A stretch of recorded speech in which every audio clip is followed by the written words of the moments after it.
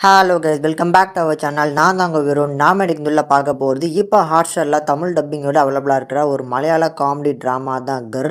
இந்த படம் எப்படி இருக்குது அப்படின்னு தான் உள்ள பார்க்க போகிறோம். ஸோ இந்த படம் வந்து ஒரு ட்ரூ இன்சிடெண்ட்டாக மையமாக வச்சு எடுக்கப்பட்ட படம். பட் வந்து பார்த்திங்கன்னா ஒரு மிஸ் அட்வென்ச்சர் தான். ஆனால் அது ஃபுல்லாக வந்து பார்த்திங்கன்னா ஃபுல்லாக எடுக்கணும்னு நினச்சிருக்காங்க. அது எந்த அளவுக்கு ஒர்க் அவுட் ஆயிருக்கு அப்படிங்கிறத இந்த வீடியோவில் டீட்டெயிலாக பார்க்கலாம். அதுக்கு மேலே படத்தோட கதை என்ன அப்படிங்கிறத பார்த்துருவோம்.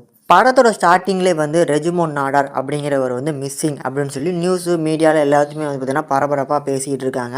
இன்னமும் கேரளாவில் வந்து இந்த கௌரவ கொலை நடந்துகிட்ருக்கா அப்படின்னு சொல்லி ஃபேஸ்புக்கு, ட்விட்டரு எல்லாமே வந்து பார்த்திங்கன்னா கிளியாக கிழிச்சிட்டு இருக்காங்க. இந்த ரெஜிமோன் நாடார் அப்படிங்கிறவர் யார் அப்படின்னு பார்க்கும்போது அந்த ஊரோடு சேர்ந்த ரச்சனா அப்படிங்கிற ஒரு அரசியல்வாதியோட பொண்ணை காதலிச்சிருக்காப்ல. ஸோ இந்த காதலுக்கு அகேன்ஸ்டாக அவங்க அப்பா தான் வந்து பார்த்திங்கன்னா இவங்களை வந்து கௌரவ கொலை பண்ணியிருப்பாங்க அப்படின்னு சொல்லி நியூஸில் டாக் ஓடிட்டுருக்கு.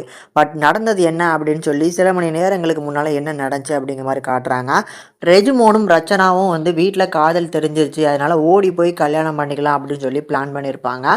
பட் அந்த பொண்ணு அன்னைக்கு வரவே இல்லை. ஸோ இந்த ஒரு சோகத்தினால ஏமாத்திட்டா அப்படின்னு நினச்சி நம்ம ஹீரோ இருக்கார் பார்த்தீங்களா, ஸோ இவர் வந்து பயங்கரமாக அன்றைக்கி குடிச்சிட்டு ரகலை பண்ணிக்கிட்டு இருப்பாப்புல.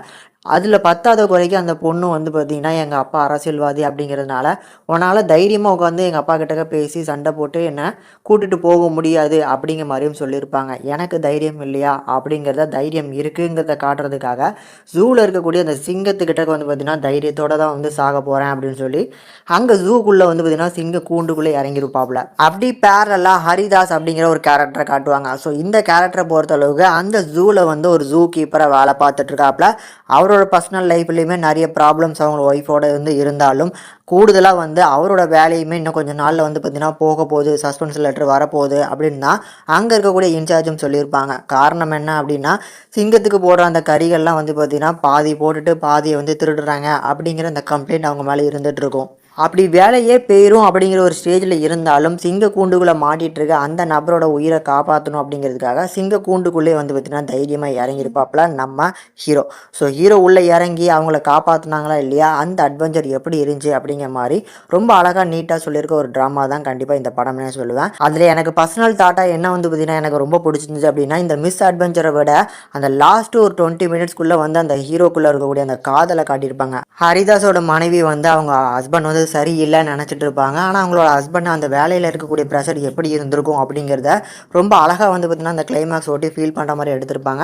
அதெல்லாம் பார்க்கறதுக்கு நல்ல ஒரு ஃபீல் குட்டான மூமெண்ட்டாக இருந்துச்சு. அண்ட் அதை தாண்டி அதில் நிறைய இன்டைரக்டான அரசியல் பேசியிருப்பாங்க. அதில் ஜூவில் சிங்கத்துக்கு வச்சுருக்க கறியை வந்து பார்த்திங்கன்னா இவங்க திருடி திங்கிறாங்க அப்படிங்கிற ஆரம்பிக்கிறதுலேருந்து அங்கே வந்து பார்த்திங்கன்னா மயக்கோசி வந்து ஸ்டாக் இருக்காதுன்னு சொல்லுவாங்க. அண்ட் ஆல்சோ வந்து பார்த்திங்கன்னா ஒரு ஃபயர் இன்ஜின் கூட வந்து என்ட்ரன்ஸ் வழியாக உள்ளே வராத அளவுக்கு டிசைன் பண்ணி கட்டியிருப்பாங்க அப்படிங்கிறத சொல்லுவாங்க. இந்த மாதிரி நிறைய விஷயங்களை வந்து பார்த்திங்கன்னா நிறைய அரசியலை இன்டைரக்டாக கன்வே பண்ணியிருப்பாங்க. அதெல்லாம் பார்க்கறதுக்கு ஒரு நல்ல என்டர்டெய்னிங்காக கண்டிப்பாக இருந்துச்சு. பட் நடுவில் மாட்டிகிட்டு இருக்கக்கூடிய அந்த மிஸ் அட்வென்ச்சர், ஸோ அந்த சிங்க கூண்டுக்குள்ளே இவங்க 2 பேரும் மாட்டிக்கிட்டு இருக்காங்க அப்படிங்கிற அந்த அட்வென்ச்சர் எப்படி இருக்குது அப்படின்னு கேட்டிங்கன்னா அது லைட்டாக வந்து பார்த்திங்கன்னா போரிங்காக இருக்குது அப்படின்னு தான் என்னோட பர்சனல் தாட் ஒப்பீனியன்.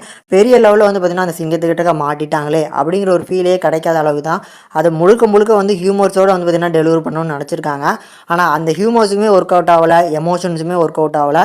எப்படியோ வந்து பார்த்திங்கன்னா ஜஸ்ட் லைக் தட் போகுது அப்படிங்கிற ஒரு ஃபீல் தான் கண்டிப்பாக அது கொடுக்குது. கூடுதலாக இந்த படத்தில் காட்டப்படுற அந்த சிங்கத்துக்கான விஎஃப்எக்ஸ் ஒர்க் அது ஒரு சில இடங்களில் நல்லா பெட்டராக பண்ணியிருக்காங்க அப்படிங்கிற ஒரு ஃபீலும் கொடுக்குது. ஒரு சில இடங்களில் இன்னும் கொஞ்சம் வந்து பெட்டராக பண்ணியிருக்கலாமோ அப்படிங்கிற மாதிரி தான் இருக்குது. ஸோ ஒரு 50-50 எடுத்துக்கலாம். அண்ட் அதுக்கப்புறமா வந்து ஜூவில் இருக்கக்கூடிய விலங்குகள்லாம் வச்சு பார்த்திங்கன்னா ஸ்டார்டிங்லேயே வந்து இன்ட்ரோ பண்ணியிருப்பாங்க. அதுவுமே பார்க்கறதுக்கு ஒரு நல்ல ஒரு எக்ஸ்பீரியன்ஸாக இருக்கும். இந்த மாதிரியான ஒரு ஃபீல் குட்டான மூவி. அண்ட் இந்த 2024 இந்த மலையாளமில் இந்த ட்ரூ ஈவெண்ட்ஸை வந்து மையமாக வச்சு அந்த படத்தை எடுக்கிறது அப்படிங்கிறது அவங்க வழக்கமாக பண்ணிகிட்ருக்காங்க. அவங்களுக்கு மட்டும் இந்த ட்ரூ ஈவெண்ட் எங்கே இருந்தால் கிடைக்குது அப்படிங்கிறதே தெரில. அதில் இந்த ட்ரூ ஈவெண்ட்டை பொறுத்தளவுக்கு பெரிய லெவலில் உங்களுக்கு என்டர்டெயின் கொடுக்கல அப்படின்னாலும் ஜஸ்ட் லைக் தட் வந்து பார்த்திங்கன்னா ஒரு ஃபன்னான ட்ராமா பார்க்குற ஒரு ஃபீல் கண்டிப்பாக கிடைக்கும். ஆனால் அந்த லாஸ்ட்டு 20 மினிட்ஸில் இருக்கக்கூடிய அந்த லவ் போர்ஷன் நான் கண்டிப்பாக ஒர்க் அவுட் ஆகும். மற்ற எந்த போர்ஷன்ஸ் உங்களுக்கு வந்து எமோஷனலாக கனெக்ட் ஆகலை அப்படின்னாலும் அந்த ஜூ கீப்பருக்கும் அவளோட மனைவிக்கும் இருக்கக்கூடிய அந்த லவ் போர்ஷன் கண்டிப்பாக உங்களுக்கு ஃபீல் பண்ண வைக்கும் நான் நம்புறேன். இந்த படத்தை ஃபேமிலியோட பார்க்கலாமான்னு கேட்குற ஆடியன்ஸ் கண்டிப்பாக ஃபேமிலியோட பார்க்கலாம். அண்ட் இந்த படத்துக்கு நம்ம சேனல் இந்த ரேட்டிங்னு பார்க்கும்போது 5க்கு 2.6 வரைக்கும் ரேஷியோ கொடுத்துருவோம். கண்டிப்பாக ட்ரை பண்ணி பாருங்கள்.